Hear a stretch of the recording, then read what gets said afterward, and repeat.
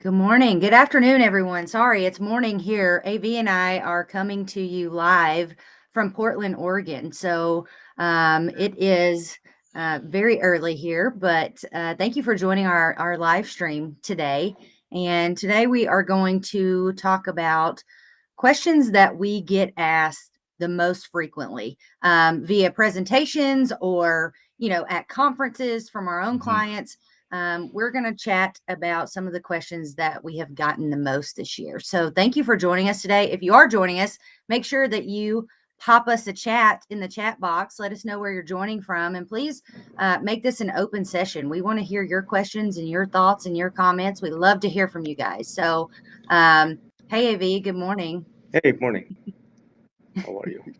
You're right there, I'm good. a couple rooms down. I'm good. So, I know. I know. So the lighting's a little bad. You guys know the struggle with hotel lighting. Anyway, without further ado, I'm going to dive right in real quick. AV has disappeared on me. I don't know what happened. He went all black, but um, maybe he'll come back soon. Avero Advisors is an independent third party consulting firm. And we specialize specifically in the public sector, helping them to really strategize around anything related to digital transformation. Um, sorry, I just got a Slack message. AV, are you still there? I really don't know what happened to him, guys. Um, we specialize in ERP consulting, business process re-engineering, and technology strategic planning for our clients across the country. And we're just really excited to go into 2025. We have a lot of exciting things planned for you guys. And I thought, what a better way than to wrap up 2025 or 2024 with the most questions that we get asked. AV, are you still there? I think I lost you.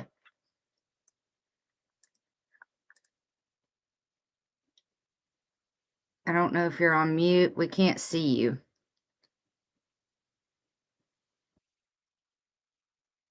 back. Sorry, Oh, I what don't know what happened? happened. No idea. I was spiraling for a Ghosts. minute. Yeah. Okay. So I think everyone knows So, who what I Avero miss? is. And I was, really tanking on who Avero is, but we're going to dive right in. So one of my all-time favorite questions from this year, and we've gotten asked it a lot. How much for an ERP? How much? That what I can't tell you how many times we've been asked that. How much for an ERP? Well, let's take a step back and talk about why that question may be being asked. Um, Mhm. Several reasons that I can think of. One is, um, a the people asking the question, they're absolutely well-meaning. They haven't done this before. Uh, they think that it's like to like, meaning whatever system they've had for 20 years, they're going to find a replacement for it.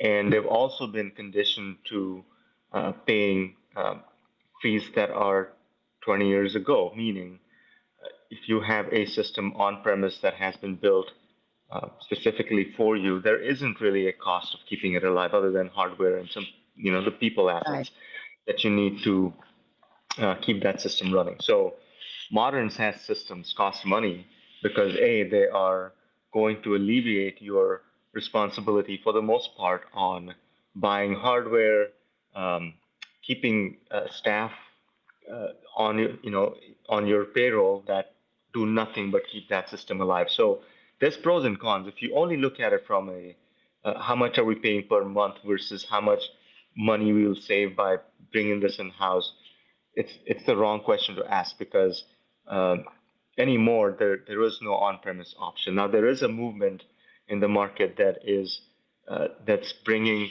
stuff that's in the cloud on-premise. Like there's some thought and there's a school of thought that says the promise of cloud isn't really working out. So vendors are bringing their systems back. So, long story short, how much for an ERP? It depends. There, you made me say it.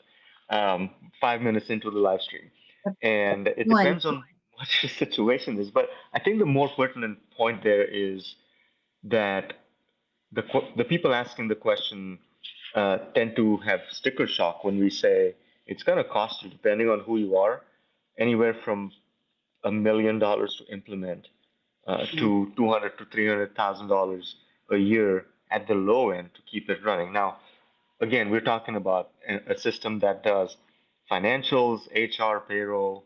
It does a lot of things, right? And even if you're buying best of breed solutions, you have a financial solution and then you have another HCM solution. Uh, you're still going to spend that kind of money, which is the norm, and you're getting a lot of benefit for that. We have several videos and lots of content on our channels that talk about the benefits of SaaS. Yes, there are downsides, and if you're looking at it from a classical, ROI perspective, it may not look that good to you, but in the long run, again, the promise of SaaS and cloud, uh, if it maintains, then it's beneficial. So there is no one answer. Don't ask that question, and if you do, please listen to the nuance of our answer because sometimes they don't like it. They don't like it when we say it's going to oh, be $1 million. mm-mm. They want us But to have at least a range, sure, a we can range give of that, right? what it's going to cost. And we know that from all of the selections we do, we know, of Hmm. course, without revealing exactly who a vendor has offered what pricing, we know we know what the range is. We know what the range is for several different combinations of product suites. Hmm. Yeah, and they really just don't know what they don't know, right? I mean, a lot of these clients and prospects, they're operating, on old AS400 systems, so they Hmm. don't even understand the fee structure or what a new system can do for them. So it is sticker shock, and we've Yeah. we've gotten those shocking reactions a lot lately. But I do love that question because it is so it's so heavy, and it really does just depend. That's number two. Lexi says, I know the cost for a new system and advisory services can seem like a lot to clients, but they likely can't fully imagine the benefits they will reap from the transition. And you're exactly right, Lexi. Yeah. Absolutely. And I don't mind being asked that question because Hmm. we're in that spot where we should be able to give them the unbiased, straight to the point truth, in which we do. And Right. sticker shock or not, our job is to give our best advice and our most accurate information Hmm. based on what we know, which is a lot of times a lot more than what our clients know. Yeah, By design, this is our day job. It's not that's right. theirs. That's right. That's right. So second question, and it's around the hottest topic right now, which is AI. So how is AI transforming not just ERP, but digital transformation as a whole? How are people using it? What do we know about it? We get asked that all the time. Uh, you know, you ask me tomorrow, the answer is going to be slightly different. So, Hmm. a few months ago, it was no one knows what's going on. Like we did this whole talk at ICMA, which was a great hit.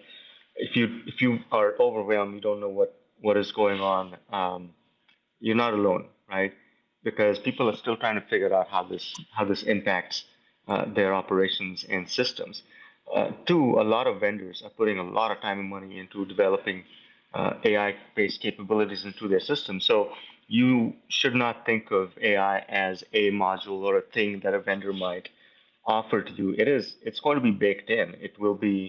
Um, it will be there like electricity or Wi-Fi. You just expect it to work, and things will get done for you. How ready you are for adopting those technologies and those features really is the key question here, right? So one of the things we are doing, and we're going to reveal this soon, is we've come up with in the Avero AI maturity model just specifically for governments because you can't apply private sector logic in maturity expectations to the government sector, especially local government. So how ready are you? What stage of the evolution are you, and how do you get to? I think level 7 is the highest level you can attain, and it's broken down into what what are the characteristics of someone on stage 1? How do you get to stage 2? In stage 2, what can you do? At what point does just using a basic chatbot turn into or can turn into more automation, more predictive analytics, more AI doing the thing for you. So lots of great stuff to talk about as far as AI goes. The products will show up, and I know we've all been pestered by the next greatest chatbot, and click here, and this is going to solve everything. You know, someone's sticker on top of the ChatGPT framework. We're we're we're we're just starting to see some really cool stuff coming out. Big vendors, and we've been in meetings with vendors like SAP and Oracle, UKG, where and Workday, where they've told us specifically that the feature sets that are coming and how great it's going to be, uh, and it's going to solve a lot of problems. So my advice is study your maturity for taking things on. Don't bite off more than you can chew at the same time. We also talk about stealth AI, right? There's products that you may be using in the cloud that already use AI that may have already ingested your data. Um, so protecting your data and your organization is key. So our maturity model and the assessment that goes with it will really help you pinpoint where you stand today and how do you, if you want to, how do you get to level 7 of that maturity model? I'm really excited for this. And I am too. And guys, if you haven't seen the content from ICMA where AV and Clay spoke on this topic of AI, please go out to our YouTube channel. It is on there, and we've also broken it out into shorts. So you should be seeing that circulating around. But it is a great, great discussion on this topic. So make sure you check us out. Eric, speaking of UKG, hey, Eric. If you're still on, I would like to hear what clients are asking you guys. What's the number one question you've been asked this year? He said it looks like it's the Megan show. It was for a minute, and that was really awkward. So thank you for Technical your difficulties. support. I I really liked it. Um, what else? Kyler says it's less about vendors and AI and more about how you're using your data. Am I right, Brett R? I'm not sure who Brett R is, but I can't wait to hear your comment, Brett. Um, all right, what are we on? Question number 3. One of my favorites actually from last week was, how do you guys speak technically to a non-technical end user? And I love this question because I really do think that that's where Avero stands out, is because we don't talk technically, or we meet the client where they are, right? What are your thoughts, AV, on that? I see you're changing the font. You didn't like Yeah, my I didn't font. like the squiggly. You can't really read it. So our job is to translate, right? That's right. One of the things we do best is we speak geek and we speak business, right? Mhm. So we get hired by our uh, clients and partners to come in and help them understand the lay of the land, what these vendors are talking about, and if in the absence of a strong CIO, CTO, it's typically the CFO or CHRO that is running these projects. And again, these are accountants, these are HR focused folks, and they don't have the uh, typically they don't have the tool set to understand or uh, really make decisions based on technical jargon. So our role is to not only talk to the executives, but also to the lowest levels of the organization because people are people, and you have to treat people like people. One of because when you take on a transformation project, what people want to know more than anything is what happens to my job. This is the thing I've been doing for 20 years. I've dedicated my life to the city, county, utility district. What what the heck is ERP? What are you talking about? And what happens to my job? Right? So you need to, number one, allay those fears and make sure that change is being adopted across the organization. And for the most part, people that are actually using the system, they don't need technical knowledge. They want to know how to cut a Mm. PO. They want to know how to cut a check. So in modern ERP implementations or implementations of any kind, it's very uh, it there's a very small subset of the client's user base that need technical detail, and we turn it on for those guys. Mm. But most of the time, it's people management. These are not technology projects; they're people projects. So speak to them in the language they understand best.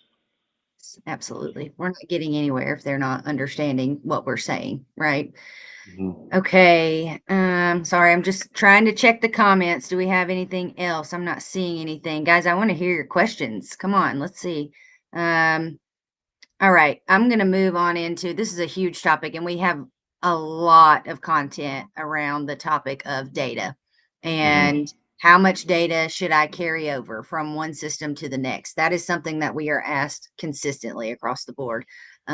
So a lot of questions go something like, "What is the standard for how much data you carry over to the new system?" So, what is your answer to that?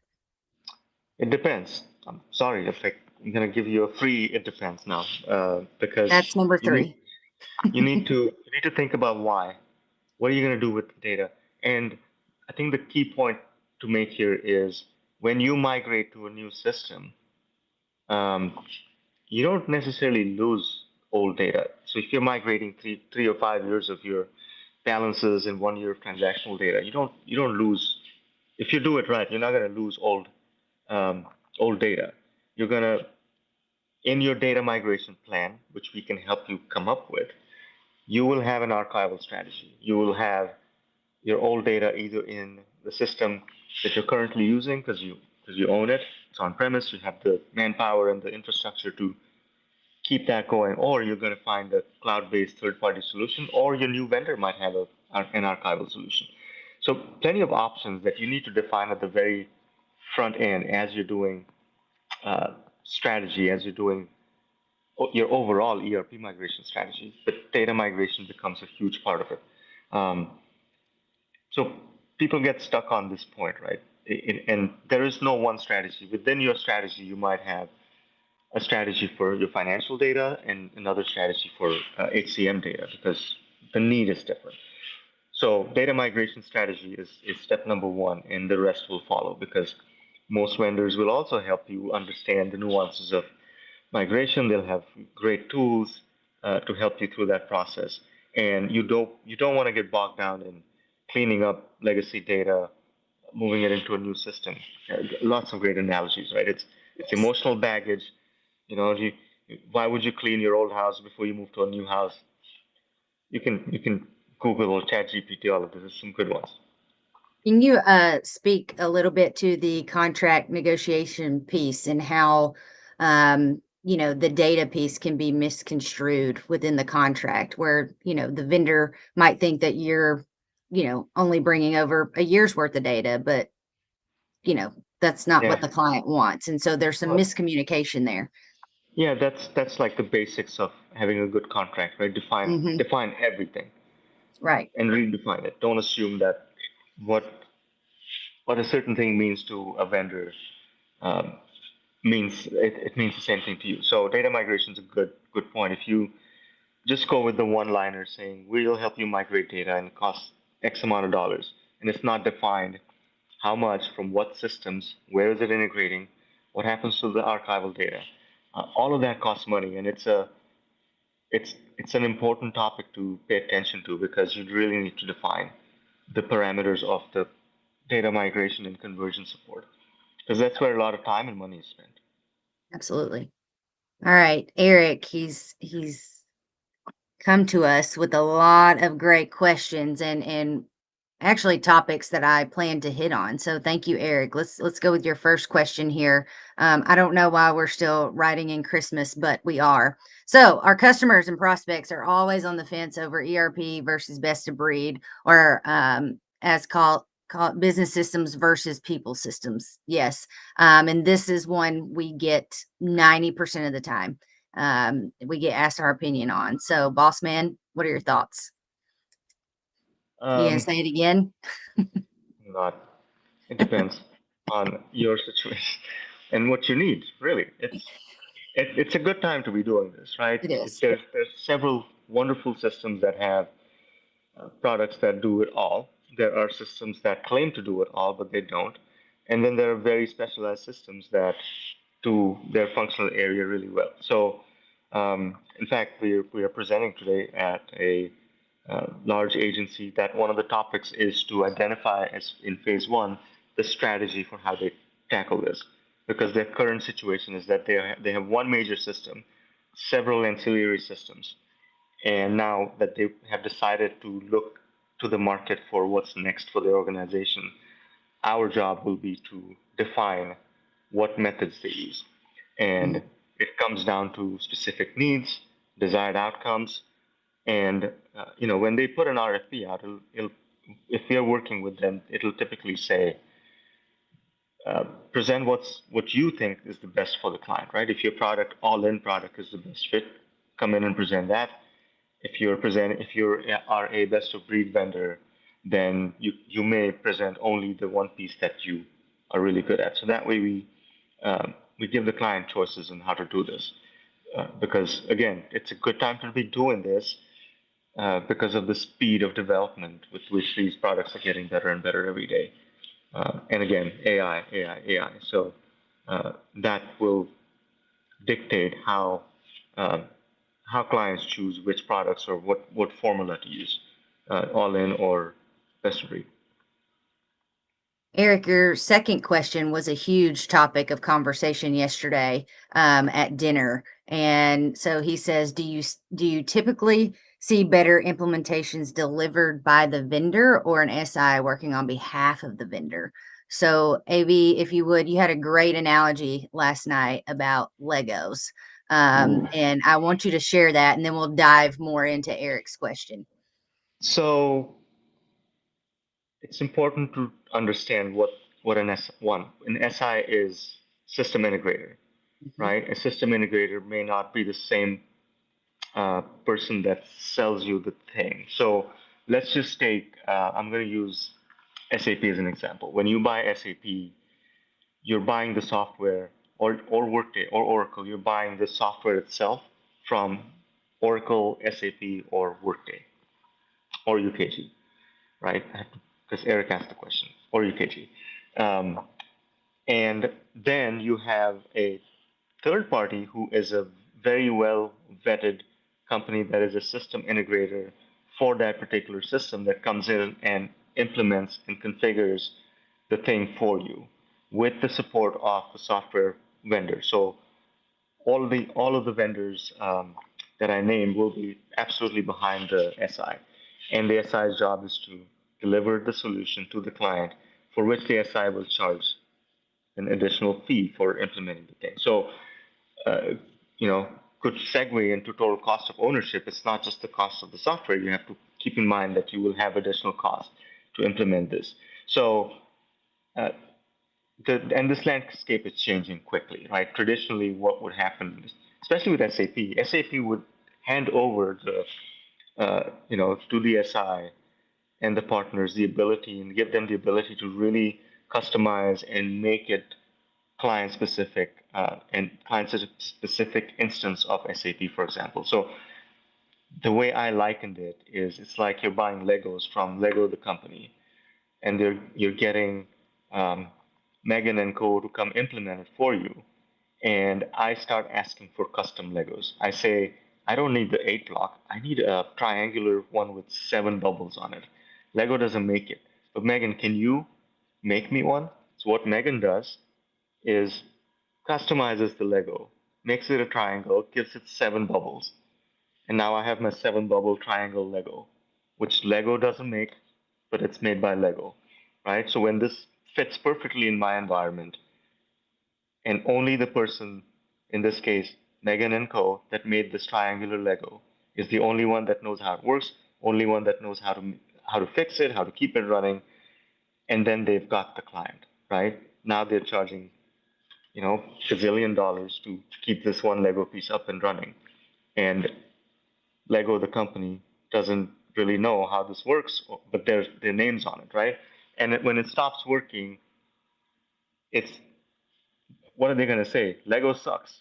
This triangle doesn't work. I can't believe they did this to me, which is a huge problem. It's been a historically huge problem for large software providers with um, not the best uh, partner ecosystem. And I'll say that it's historical. They're all tightening their standards for how partners deliver these services to their clients. I don't know What if I is said our it the same way last night, but Yeah, no, it was good. It was good. You used a different shape of Lego. I liked it. Um, what is our approach to evaluating these SIs? Um, is there a different approach? What do we do? Is the rubric the same? What do we look at? Rubric. Mhm.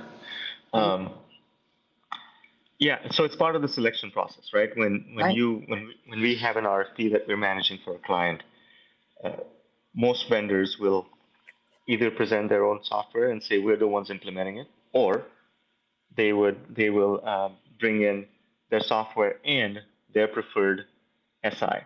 And the way it works internally is if you're a choice client, right? You're a large city, large county, all of the SIs want it. So they have to do their bidding with Oracle and Workday and say, hey, can I have it? Can I have it? Can I have it? And I think I don't know how they make the decision, but they're the ones that say, okay, we bless you X, Y, and Z SI, you can chase this deal. Sometimes two or three SIs chase the same deal. Um, so that all becomes part of the selection process. And the latest one where we took this approach was a school district where we did one demo for the product itself, and then each of the SIs that presented their qualifications for this were interviewed and had to go through a demo process for their services uh, separately. So you have to vet both. And the good news is that all of the SIs, all the partners are really vetted well these days by the major players. So you can't just become a Workday partner. You have to have certain standards. You have to have done it before, and it's the same thing with Oracle, SAP, UKG. So there's a good foundation there, but they also have to keep up with the quality. Yeah. Good questions, Eric. Thank you so much. Um, Kyler hit a nerve a little bit when we were talking about the people approach. This is why you need to meet your support team in person. Do you have anything you want to follow up on with that? We've talked Yeah, about I it a think lot in the last few I weeks if know. you've seen It's kind of our yeah, uh, it's kind of the reels, flavor but of it the is. season so far. But yeah, in person is always better. Of course, you can have additional meetings and filler questions, all of that. Do it virtually, but meet your vendors in person. Um, this is you're going to spend multi millions of dollars. This is politically fraught with risk. Don't leave it up to Zoom. You need to meet people in person uh, when you make these decisions. Absolutely. Lexi says, I'm seeing this question recently with RFPs. And what is the best way that we would answer it? What percentage of time will the key personnel dedicate to the project? Breaking it down to an exact percentage is a little difficult. Yes, exactly. Um, It's that's tough. doable, right? You It's, have to yeah, make but assumptions.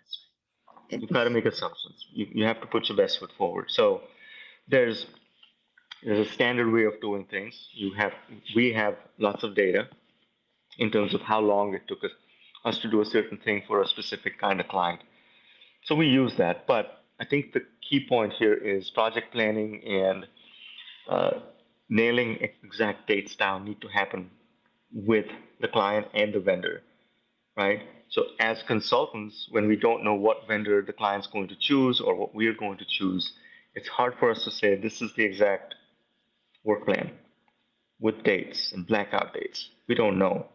If you choose Tyler Tech is going to come and present their work plan, and then what the approach should be is sit down with the sponsors and say, okay, how do we come up with the agency's work plan based on this? Because you don't want of course, you want to have dialogue and tell whoever vendor it is that here's our blackout dates, these are our audit dates, here we are in budget season.